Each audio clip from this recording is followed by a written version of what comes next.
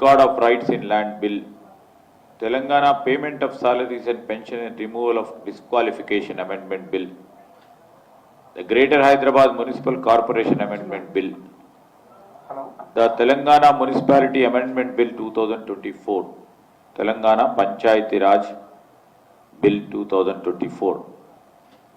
వీటితో పాటు షార్ట్ డిస్కషన్స్కి సంబంధించి బీఏసీలో తీసుకున్న నిర్ణయానికి అనుగుణంగా ఈరోజు ప్రతిపక్షాలకు సంబంధించిన వారిచ్చిన పలు అంశాలకు సంబంధించి మరి షార్ట్ డిస్కషన్స్లో వారు ప్రతిపాదించిన డిస్కషన్ కూడా ఈ షార్ట్ డిస్కషన్స్లో గౌరవ స్పీకర్ గారు అనుమతించి గురుకులాల్లో ప్రభుత్వ పాఠశాలలో ప్రాథమిక ఇన్ఫ్రాస్ట్రక్చర్ గురించి డిస్కస్ చేయటం జరిగింది. దాంతోపాటు రాష్ట్రానికి సంబంధించిన అప్పులు విషయంలో కూడా చర్చ జరిగింది. తెలంగాణ కొత్త టూరిజం పాలసీకి సంబంధించి దాన్ని కూడా ప్రజల ముందట ఉంచడం, రైతు భరోసాకు సంబంధించి ఈనాడు గౌరవ సభ్యులందరి అభిప్రాయాలు సూచనలు తీసుకోవాలని ఒక ఉద్దేశంతో గౌరవ వ్యవసాయ మంత్రి గారు కూడా ఈ రైతు భరోసాకు సంబంధించిన అంశం విషయంలో డిస్కషన్కు రావటం జరిగింది. దాంతోపాటు డిసెంబర్ 9వ తారీఖు నాడు మొట్టమొదటిసారి రాష్ట్రం ఏర్పడ్డ తర్వాత అధికార పరంగా తెలంగాణ తల్లి విగ్రహం సంబంధించి తెలంగాణ రాష్ట్రం ఏర్పడ్డ తర్వాత చిహ్నాల గురించి ఇప్పటి వరకు అధికార ధృవీకరణ లేకుండా మన తెలంగాణ తల్లి విగ్రహం ఏర్పాటు సందర్భాన్ని పురస్కరించుకొని గౌరవ ముఖ్యమంత్రి గారు కూడా స్టేట్మెంట్ చేస్తూ అదే రోజు తెలంగాణ తల్లి విగ్రహ ఆవిష్కరణ చేస్తూ రాష్ట్ర ప్రజలకు అధికారపరంగా ఆ విగ్రహాన్ని ఏర్పాటు చేయటం జరిగింది. మరి క్వశ్చన్ అవర్ని కూడా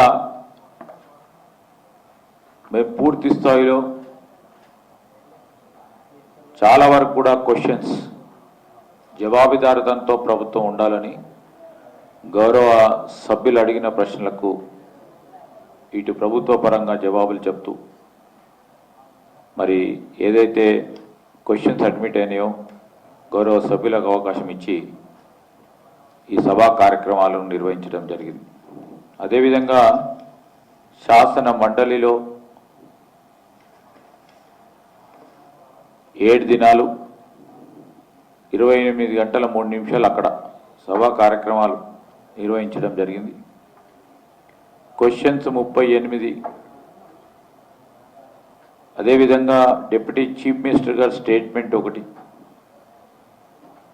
74 మంది గౌరవ శాసన మండలి సభ్యులు వివిధ చర్చల్లో పాల్గొనడం, అక్కడ 3 షార్ట్ డిస్కషన్స్కు చైర్మన్ గారి అనుమతితో మరి షార్ట్ డిస్కషన్స్పై చర్చ జరగటం, బిల్స్ అన్నిటిని కూడా అసెంబ్లీ నుంచి ప్రతిపాదించిన బిల్స్ అన్నిటిని కూడా ఆమోదం పొంది ఈరోజు 2 సభలకు సంబంధించి ఇటు శాసనసభ కానీ అదేవిధంగా అటు శాసన మండలిలో కూడా మరి గౌరవ సభ్యులందరి సహకారంతో ప్రభుత్వ బిల్స్ మరి ఈరోజు చట్టాలుగా మనం ఏర్పాటు చేసుకోవటం జరగటం జరిగింది. మరి గౌరవ శాసనసభ్యులకి శాసన మండలి సభ్యులకి అందరికి కూడా వారికి ఈ సందర్భంలో కృతజ్ఞత తెలియజేస్తూ మేము ఒకటి తెలియజేయదలుచుకున్నాం.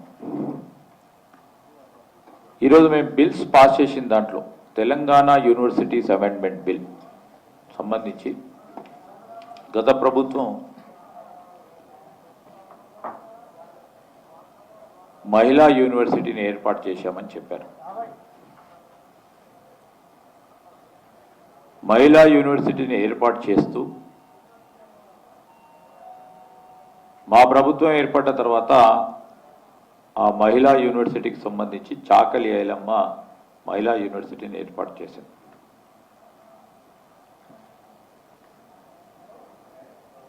విశ్వవిద్యాలయానికి సంబంధించి విధి విధానాలను ఏర్పాటు చేయాలని అధికారులు కసరత్తు చేస్తూ ఉన్న సందర్భంలో ఈరోజు మేము తీసుకొచ్చిన తెలంగాణ యూనివర్సిటీ అమెండ్మెంట్ బిల్లు ప్రత్యేకంగా ఆనాడు మాట వరుసకు వారు మహిళా యూనివర్సిటీని ఏర్పాటు చేస్తామని చెప్పి చట్టపరంగా ఆమోదం తెలియకపోవటంలో వారు తెలిసి చేశారో తెలియకుండా చేశారో దాని చట్టపరంగా ఆమోదం పొందలేదు. దానివల్ల అక్కడ విద్యార్థులు ప్రత్యేకంగా విద్యార్థినులు అందరూ కూడా ఆందోళన చెంది 2-3 మార్లు ధర్నాలు చేయటం, ప్రెసిడెంట్ ఆఫ్ ఇండియాను వారు పిలవటం, ఆ సందర్భం పురస్కరించుకొని మరి యూనివర్సిటీకి సంబంధించిన అంశం విషయంలో వెంటనే ప్రభుత్వం స్పందించి ఈరోజు ముఖ్యమంత్రి గారు ఆధ్వర్యంలో ఉన్న ఎడ్యుకేషన్ డిపార్ట్మెంట్ పరంగా వెంటనే ఈ అమెండ్మెంట్ బిల్ పెట్టి చట్టపరంగా ఆమోదం పొందాలని ఈ బిల్లును కూడా మనం పెట్టుకోవటం జరిగింది. మరొక ప్రధానమైన అంశం ఏంది, నిన్న కూడా పెద్ద ఎత్తున చర్చ జరిగింది Telangana Bhubharati record of rights in land బిల్లో. ఇవాళ కౌన్సిల్లో చర్చ జరగడం జరిగింది. ఆ బిల్లుకు సంబంధించి ఆనాడు కాంగ్రెస్ పార్టీ ప్రతిపక్షంలో ఉన్నప్పుడు ధరణికి సంబంధించి బంగాళాఖాతంలో వేస్తామని చెప్పాం. ప్రభుత్వం రాగానే కసరత్తు మొదలుపెట్టి పేదవారికి సామాన్య ప్రజానికానికి రెవెన్యూ పరంగా ఎక్కడ కూడా క్షేత్రస్థాయి నుంచి విలేజ్ అడ్మినిస్ట్రేషన్ నుంచి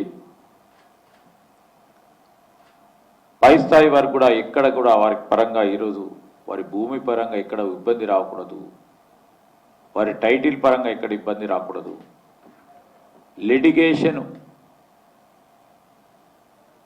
తక్కువ చేయాలని ఒక అంశం విషయంలో మరి తెలంగాణ భూభారతి బిల్లును తీసుకురావడం అనేది మరి చరిత్రలో నిలిచిపోయే ఓ కార్యక్రమం, కార్యాచరణ. ఎందుకంటే ఎవరికి కూడా రాబోయే కాలంలో ఇబ్బంది రాకూడదు ఈ భూమికి సంబంధించిన చట్టాల విషయంలో. రేపొద్దున ఎంఆర్ఓ ఆఫీసులు చుట్టూ తిరుక్కుంటూ, ఆర్టీఓ ఆఫీస్ చుట్టూ తిరుక్కుంటూ, జిల్లా కలెక్టర్ ఆఫీస్ చుట్టూ తిరుక్కుంటూ చట్టపరంగా ఈరోజు టైటిల్ ఉన్నా కానీ ఇబ్బంది పడకూడదని చాలా కసరత్తు చేసి ఈరోజు భూభారతి బిల్లును కూడా పెట్టడం జరిగింది. అదేవిధంగా గత ప్రభుత్వం పూర్తి స్థాయిలో విస్మరించింది ఫిజికల్ ఎడ్యుకేషన్, స్పోర్ట్స్కు సంబంధించిన అంశం. ముఖ్యమంత్రి గారు ఈరోజు young India physical education and sports యూనివర్సిటీని ఏర్పాటు చేస్తామని చెప్పి ఈ బిల్లును కూడా మనం అసెంబ్లీలో పేరు చేసి ఆమోదం పొందడం జరిగింది. అంటే మా కమిట్మెంట్, మా చిత్తశుద్ధి. ఇది రోజు కేవలం ఇప్పటివరకే రేపు యాక్ట్ చేసి వదిలిపెట్టాలని లేదు. ఏదైతే మాట చెప్పామో వెంటనే దాని పరంగా చర్య మొదలు పెట్టాలనే కార్యక్రమం భాగంలో ముందుకెళ్తా ఉన్నాం. మీరు చూస్తే ఒకసారి 3వ సెషన్లో ఇదే విధంగా యంగ్ ఇండియా స్కిల్స్ యూనివర్సిటీని బిల్లు ప్రవేశపెడితే చాలామంది అనుకున్నారు ఇట్లాంటి బిల్లు పెడతాంటారు ఏం చేస్తారని. ఈరోజు స్కిల్స్ యూనివర్సిటీకి సంబంధించి వెంటనే ఒక కార్యాచరణ తీసుకొని స్కిల్స్ యూనివర్సిటీని ఏర్పాటు చేసుకొని ఈరోజు యూనివర్సిటీ పూర్తి స్థాయిలో ఫంక్షనింగ్ చేసే ఏర్పాట్లో ఒకటి బీసీ నియామకం చేసి, రిజిస్ట్రార్ని నియామకం చేసి ఈ స్కిల్స్ యూనివర్సిటీకి సంబంధించిన చైర్మన్గా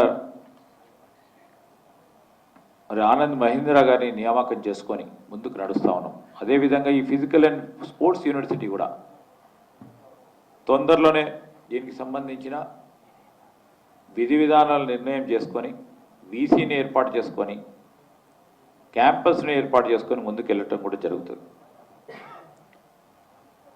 తెలంగాణ మున్సిపాలిటీ అమెండ్మెంట్ బిల్లుకు సంబంధించి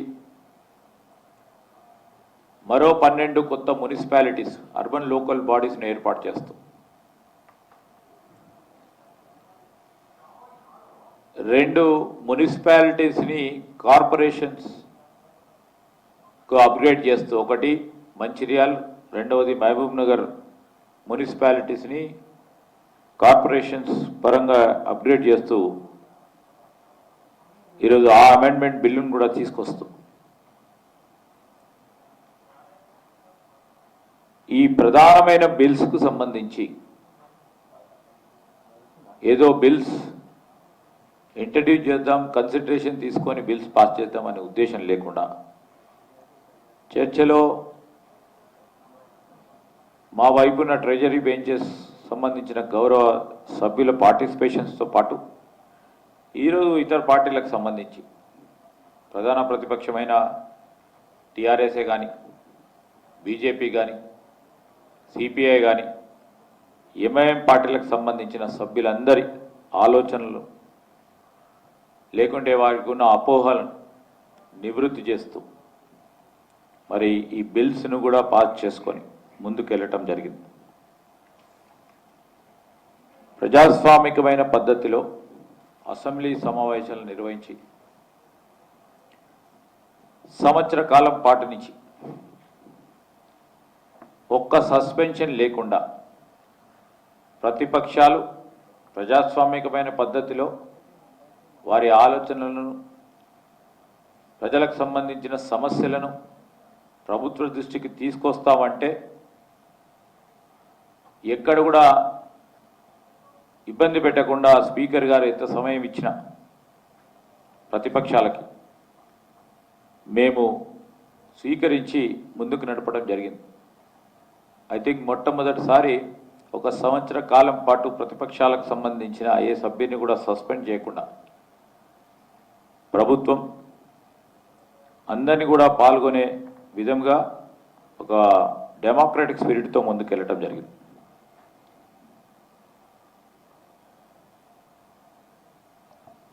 అసెంబ్లీ సమావేశాల్లో మరి ప్రతిపక్షాలకు సంబంధించి 5 గంటల 6 నిమిషాలు వారికి సమయం ఇవ్వటం జరిగింది. ప్రధానంగా బీఆర్ఎస్ పార్టీకి, అదేవిధంగా బీజేపీ పార్టీకి కూడా 3 గంటల 20 నిమిషాలు,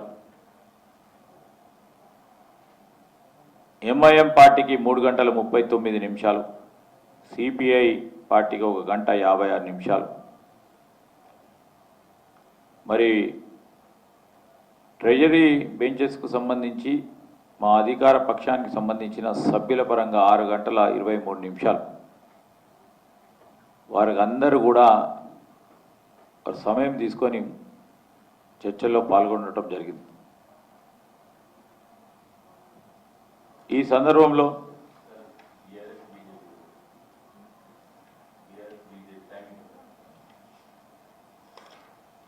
బీజేపీకి సంబంధించి 3 గంటల 20 నిమిషాలు, బీఆర్ఎస్ పార్టీ 5 గంటల 6 నిమిషాలు.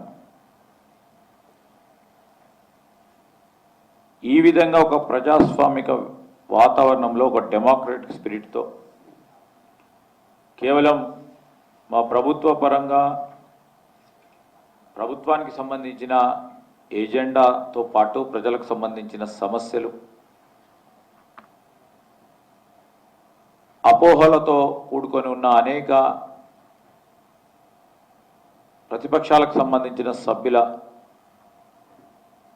అపోహలను నివృత్తి చేయడానికి,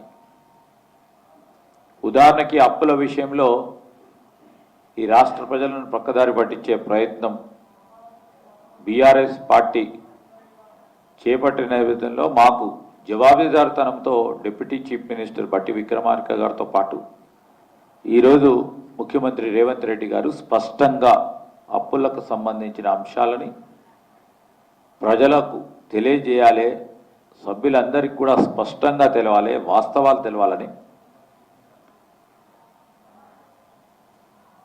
దాంట్లో భాగంగానే ఈరోజు అపోహలు సృష్టించిన ప్రధాన ప్రతిపక్ష పార్టీలు రైతు భరోసాకు సంబంధించి రైతు భరోసానే ఆగిపోతుంది, ఇక లేదు అంటే మేము సరైన సమయంలో సమాధానం చెప్తామని మా వ్యవసాయ మంత్రి గారు తుమ్మల నాగేశ్వరరావు గారు రైతు భరోసాకు సంబంధించిన అంశం విషయంలో ప్రభుత్వం ఒక సబ్ కమిటీని ఏర్పాటు చేసి